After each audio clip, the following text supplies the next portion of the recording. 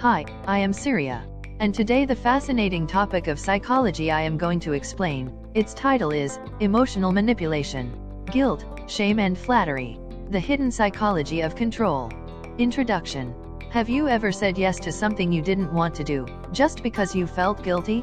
Or stayed quiet because someone shamed you? Or maybe you trusted someone because they showered you with compliments? If yes, you've been emotionally manipulated. Today, we're uncovering the dark psychology behind guilt, shame, and flattery, and how people use them to control your thoughts and actions. What is emotional manipulation? Emotional manipulation is one of the oldest tricks in human interaction. Unlike logic or reason, it works by targeting your emotions, pushing you into choices you might not normally make. In this video, we'll break down: first, guilt, how it's used to pressure you; second, shame, how it silences and controls you; third, flattery, how it disarms your defenses; and most importantly, I'll show you how to spot and resist these tactics. First, guilt, the invisible chain. Definition: guilt is the emotional pain of believing you've done something wrong, even if you haven't. Manipulators exploit this by making you feel responsible for their happiness or suffering. Tactic example: a friend says, "After all I've done for you, you won't even help me this one time." Suddenly, you feel obligated. Not because you want to help, but because you don't want to feel guilty. Why it works? Our brains are wired for reciprocity and fairness. We hate being seen as selfish. Defense. Ask yourself, am I truly responsible for this person's feelings, or are they shifting their burden onto me? Second, shame, the weapon of silence. Definition: shame is deeper than guilt.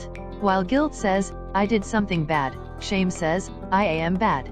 Tactic example: a boss might say, "Wow, everyone else managed this task. I thought you were more capable." The goal is not just to correct you, it's to make you doubt your worth, so you stay submissive. Why it works? Shame attacks your identity and social image.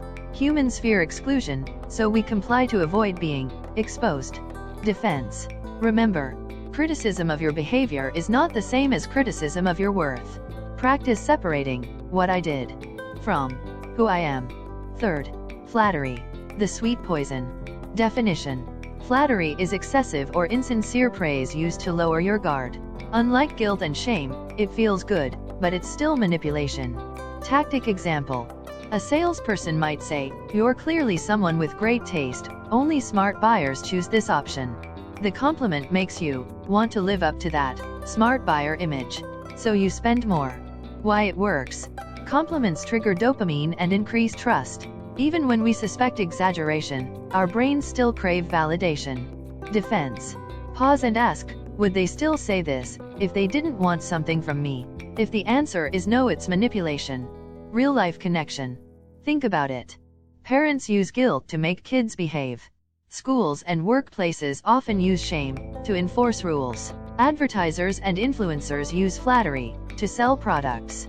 These aren't always malicious, but when used excessively, they stop being persuasion and turn into control. Conclusion.